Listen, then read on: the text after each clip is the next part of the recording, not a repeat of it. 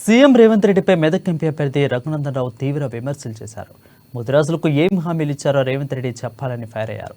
మాకు గడీలు ఉన్నాయంటున్నారని, ఎక్కడున్నాయో చూపించాలని అన్నారు. ఎన్నికల వేళ ఏది పడితే అది మాట్లాడడం తగదని సీఎం రేవంత్ రెడ్డి బాధ్యతాయుతంగా వ్యవహరించాలని అన్నారు. అభ్యర్థులు పోటీ చేసే స్థానాలు మారడం సాధారణమే అని రఘునందన్ రావు స్పష్టం చేశారు. ఒకవేళ ఆ శక్తి మాకుంటే కర్ణాటకలో కాంగ్రెస్ అధికారంలోకి ఎట్లొస్తుంది, కేరళలో పినరసు విజయన్ ఎట్లొస్తాడు, ఆడ పశ్చిమ బెంగాల్లో దీది ఎట్లొస్తుంది, తెలంగాణలో ఈ రేవంత్ రెడ్డి ఎట్లొస్తాడన్నా. ఆడ లేక మధ్యలో ఓడిందని చేతనైతే లేదు కాబట్టి రేపు ఓడిపోతే ఏం చెప్పాలనో అర్థం కాక ఇప్పటి నుంచే భాష్యాలు ఎత్తుకుంటున్నాడు తప్ప ఏడుందన్న. ఈవీఎంలను ట్యాంపర్ చేస్తే దీదిని రాణిస్తామా అన్న? పినరసు విజయాన్ని గెలవనిస్తామా? కర్ణాటకలో బీజేపీ ప్రభుత్వాన్ని ఓడగొట్టుకుంటామా? తెలంగాణలో రేవంత్ రెడ్డిని రాణిస్తామా? ఇందాక మా కపిల్ భాయ్ రవీందర్ గారు అడిగినట్టు 63 సీట్లు మేమే దిద్దుకుందాం కదా, దిద్దుకోలేదు కదా అన్న.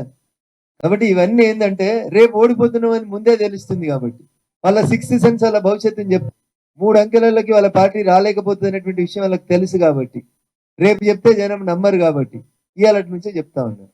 మొన్న రాహుల్ గాంధీ గారు ఈ 10 సంవత్సరాల్లో పార్లమెంట్ సభ్యునిగా మాకు ఈవీఎంల మీద విశ్వాసం లేదు, ఈవీఎంల సిస్టమ్ బంద్ చేద్దాం, మళ్ళీ పాత రోజుల్లాగా బ్యాలెట్ పేపర్లు తీసుకొద్దాం అని